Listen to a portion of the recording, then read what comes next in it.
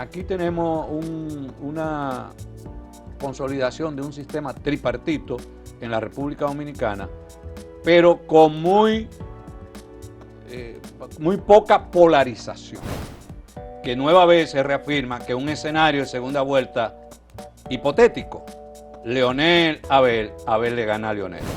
Es decir, el 54% entiende que el país, en términos de su situación, está estancado o en decadencia.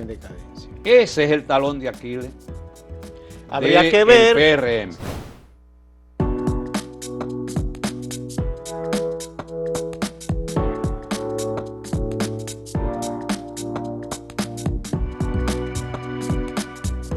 Saludos amigas, amigos, ustedes sintonizan Acento TV y este es su programa a partir de ahora. Y hoy es viernes, entonces ya ustedes adivinan, hoy está aquí Bernardo Matías, el hombre de los viernes. Bienvenido. Muchísimas gracias, ¿cómo está usted? Muy bien, mejor que nunca, mejor, no me había sentido mejor en 1000 años. Pero usted, lo de 1000 años es un...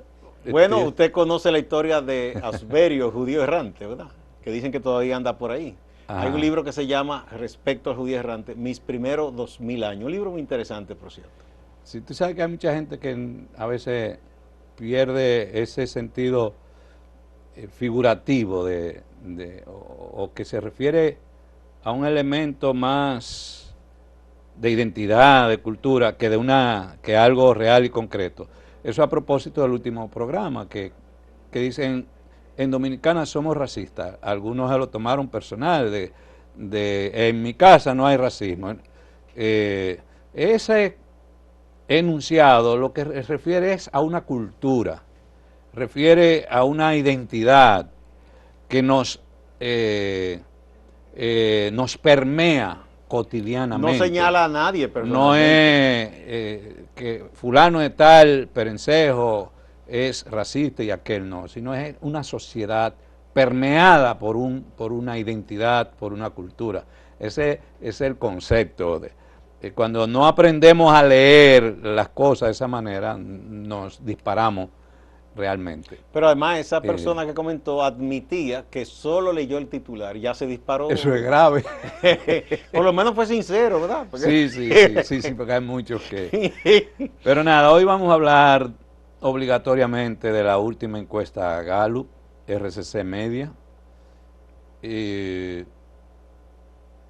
Yo creo que es la penúltima, o no sé si quedan dos más, de una serie de... No sé si este año se van a hacer encuesta. No creo que ya... Que el próximo mes, diciembre, en diciembre la gente como que no está en eso. No, y hay algo en investigación que es la sensibilidad del dato, que se refiere a cuán constante es el cambio de un dato, de una información. Y en términos de sensibilidad de estos datos, de aquí a diciembre, no son datos que te van a que hacer vayan a cambiar. sensibles. Tiene que haber un quiebre muy fuerte para que haya un cambio. Pero ya eso, entonces en estadística se habla de atipicidad, cuando se dan situaciones atípicas que obligan, a veces cuando hay situaciones atípicas lo que se recomienda no es no hacer análisis y hacer comparaciones para identificar tendencias, sino tú analizas el dato atípico. Por eso en esta encuesta yo no me voy a referir a uno de los capítulos que es el tema de la frontera, no lo voy a analizar.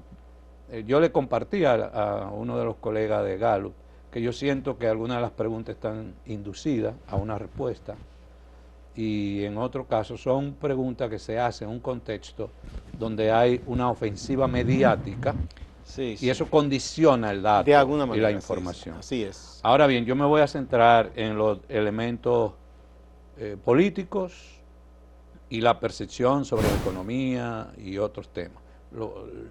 El tema de la alianza, que también lo tocan, no lo voy a abordar, porque ya hubo un programa y esta encuesta lo que hace es validar muchas de las cosas que nosotros dijimos en ese programa. Pero lo interesante de lo que queremos compartir es que vamos a hacer un análisis comparativo. No vamos a analizar la encuesta en sí misma, sino vamos a analizar tendencia con relación a la encuesta de abril y octubre. ¿Cuáles son las tendencias que se verifican o se ven? Yo identifico 5 elementos en esta encuesta, además de aspectos anteriores que habíamos señalado, donde el presidencialismo se reafirma una vez más.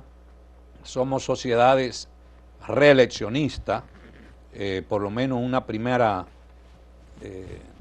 después de terminar un primer periodo de gobierno, normalmente el reeleccionismo tiene posibilidad. Sí, mucha fuerza, no solo posibilidades, fuerza tiene el reeleccionismo. Y esa tendencia se está dando en toda América Latina.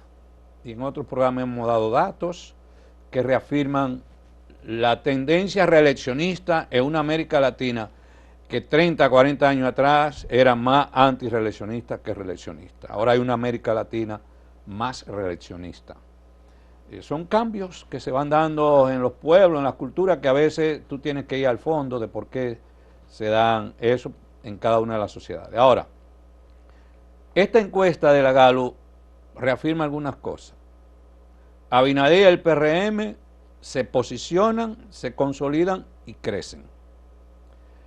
Leonel y la Fuerza del Pueblo, un crecimiento ligero, pero de poco impacto electoral. Se posiciona como segunda fuerza, lo cual es un dato nuevo. Lo de la Fuerza del Pueblo y Leonel desplazan al PLD como segunda fuerza. Y un PLD en decrecimiento y una candidatura electoral como la de Abel Martínez que no crece. Eso lo reafirma la tendencia de estas dos últimas encuestas. La invisibilización de las izquierdas realmente es impactante, como prácticamente la gente no refiere la izquierda como opción, y la valoración de la economía sigue siendo el talón de Aquiles del PRM y de Abinader. Son los aspectos. Yo estoy como digo, como esas películas que empiezan con el final. Es mejor a veces, ¿verdad? Por si acaso no del tiempo. Ahora, hay personas que ponen siempre en duda las encuestas. Nosotros preferimos analizar normalmente la Gallup. Y tú dices, bueno, ¿y por qué razón? Bueno, ustedes estaban haciendo una encuesta de... Un sondeo de percepción de... Si la gente cree o no, y la mayoría cree en las encuestas. Pues y realmente no se puede creer en todas las encuestas. Hay encuestas que son pagadas con propósito más electoralista, de marketing político, que de investigación científica. La Gallup es un instrumento real de investigación científica que evidentemente son grupos que contratan los servicios de Gallup, pero Gallup ha mantenido una ética donde los datos, son los datos que dicen que ellos hacen realmente estudios científicos. Tú me compartiste por WhatsApp este cuadro, que creo que tú me decías que es de Rafael Núñez. Sí, fue Rafael Núñez, el periodista y estratega de comunicación. Entonces vamos a ver, lo conoce porque él duró varios años en las dos gestiones últimas del presidente Leonel Fernández. Él era el portavoz de la presidencia. No, Rafael Núñez yo lo conozco en los barrios. Sí. Éramos luchadores sociales, y él se ha preparado como estratega. Sí. Entonces él publicó ese cuadro. Sí, Rafael en su cuenta Núñez de Twitter. Y yo andábamos por los barrios luchando por la defensa de los derechos ciudadanos. ¿Qué dicen las encuestas? Y la Gallup y los resultados electorales. Año 2020, ganó Luis Abinader. La Gallup proyectó que Abinader iba a ganar con 53.70%. Y los resultados de la Junta Central Electoral fue 52.50%. Menos de un 1%. O sea, en el margen de... Normalmente el margen de error es de 3 hacia arriba o hacia abajo. Danilo Medina en el 2016, 63%.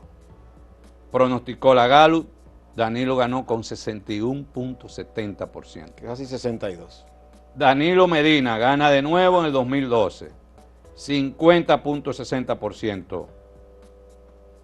La proyección de la Gallup, 51.20%, resultado de la Junta Central Electoral. Tal cual, sí. Fue prácticamente idéntico. Leonel Fernández del 2008, 51%, 51.70%, Gallup, 53.80%, Junta Central Electoral.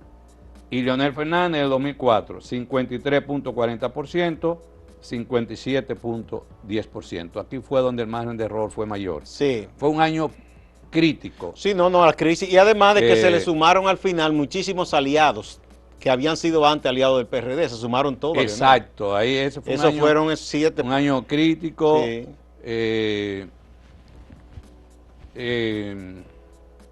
Hipólito Mejía intenta reelegirse. Que fue muy traumático porque se dividió el PRD. Exacto. Todo el problema de la crisis bancaria y todo eso. Pero aquí están los datos, esto no es creencia. Exacto. Esto no es percepción. Entonces, si todo eso fueron aciertos, de buenas a primeras no podemos pensar que la Gallup anda dando palos a locas y a tientas y locas, ¿no? Entonces vamos a analizar las tendencias comparando abril con octubre. Muy bien, vamos a la pausa y volvemos.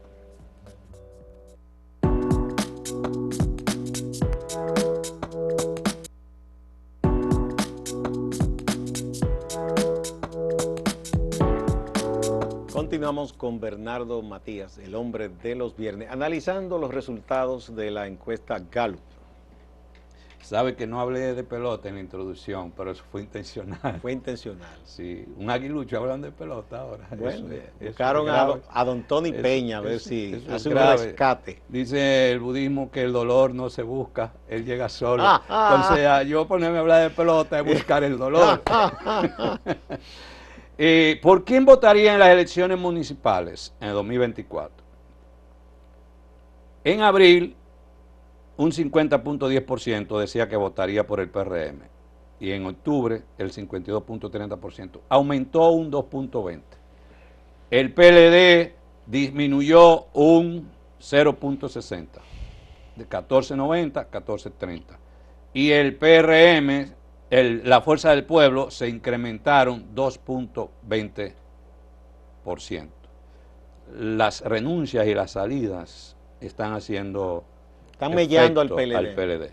Además, yo creo que el PLD nueva vez ha cometido el error de no buscar un buen candidato. Lo cometió en las pasadas elecciones y lo cometió ahora. Son razones internas que lo explican, esencialmente internas, no son externas, pero en política, como en muchas esferas de la vida, tú tienes que ver los resultados.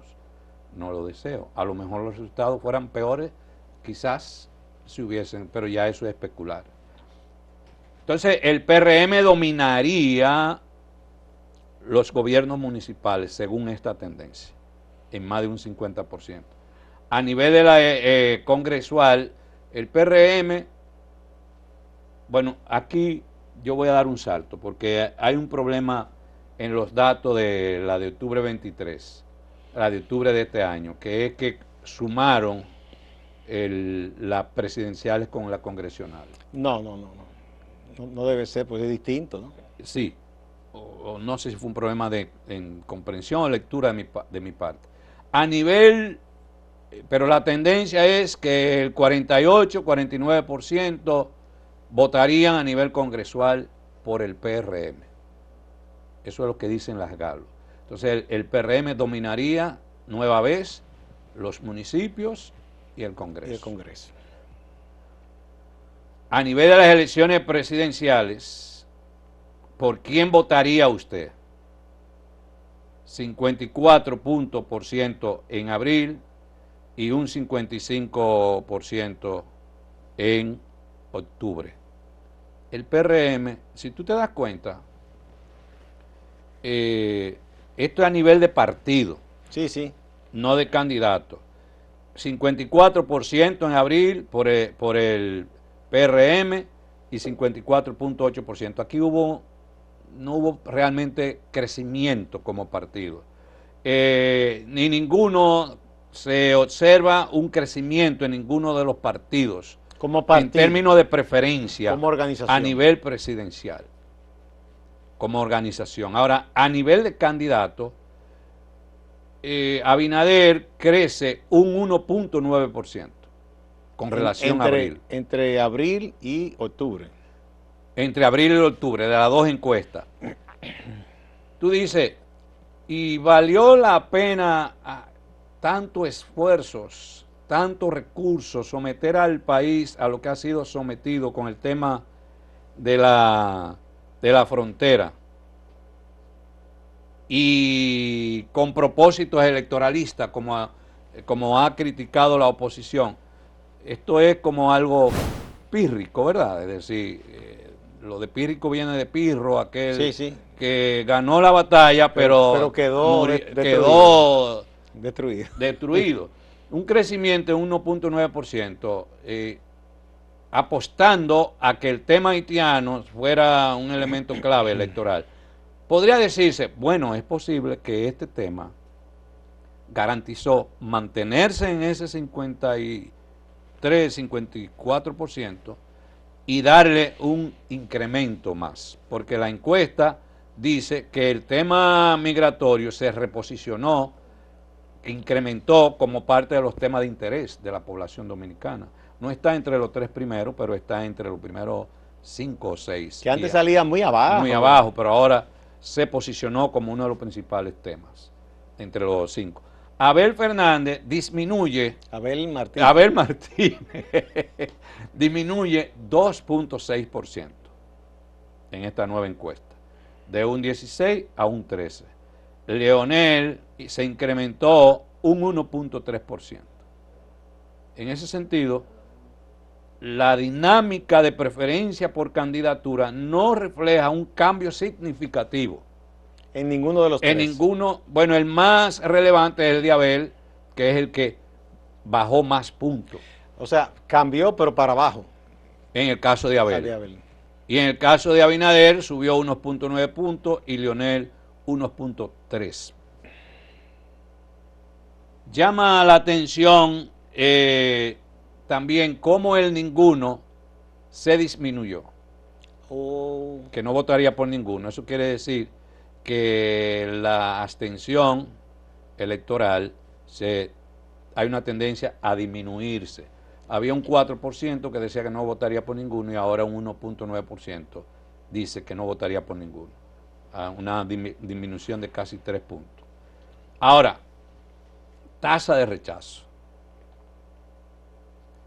Nueva vez aparece Leonel Fernández encabezando la tasa de rechazo. Alta tasa. Muy alta. Y eso explica ese leve crecimiento de Leonel, donde no hay un crecimiento significativo. Porque que el techo de crecimiento de Leonel, con esa tasa de rechazo de un 37% en abril, ahora disminuyó a un 35.7%. Pero todavía es muy alta. Pero es mayor a la simpatía electoral que tiene.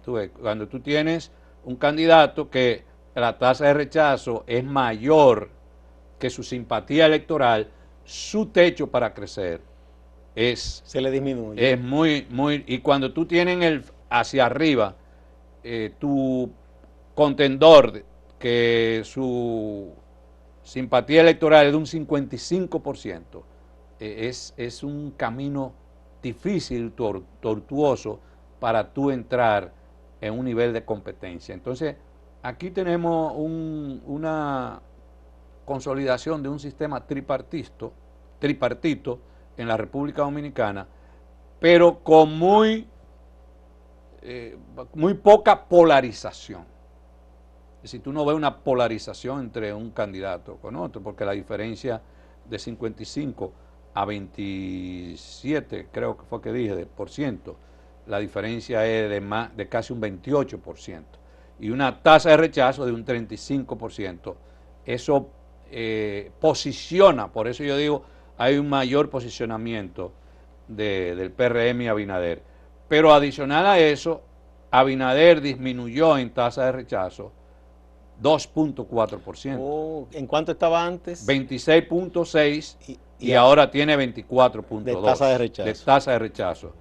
En el caso de Abel es alarmante su situación, porque la tasa de rechazo era de 20.7 en abril y aumentó a 22.9%.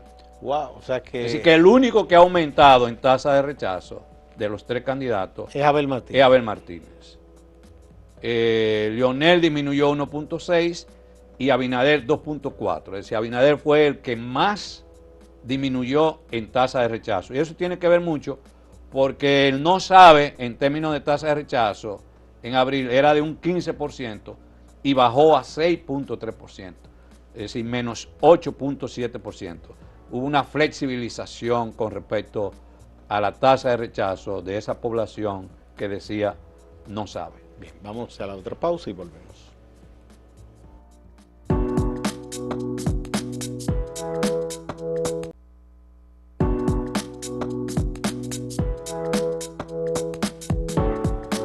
Seguimos con Bernardo Matías, el hombre de los viernes.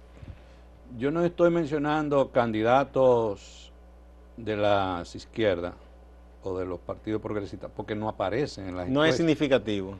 No hay uno solo que aparezca como pero tampoco 1%. Aparecen otros, como por ejemplo... No, ni Miguel Vargas aparece. Es muy poco, ¿verdad? Parece que fue intencional, por alguna razón. Pusieron, creo que la pregunta es abierta. O sea, es que si la gente menciona... Sí, es abierta. Ellos me explicaron que es abierta. O sea, si la gente no lo menciona es porque ni siquiera le llega a la imaginación en ese momento, a la mente, ¿no? Con respecto a la segunda vuelta, en abril un 63.8% consideraba que no habrá segunda vuelta. Se aumentó a un 68% de lo que dicen que no habrá. Sí, es decir, hay este elemento de percepción de que no habrá segunda vuelta. ¿A quién favorece? Al que está adelante. Sí, Abinader. ¿Y en qué influye eso? Que el que está adelante y hay una percepción de que es el que va a ganar, los votos indecisos tienden a ser arrastrados por el que está adelante. O por lo menos, eso significa por lo menos si no arrastrado, es difícil que se decidan a votar por quienes consideran que no van a ganar. No, pero que aquí hay una parte de la población que vota, tiene, la del gallo, que no vota, no apuesta a perdedores. No, y esa es la población más conservadora del país.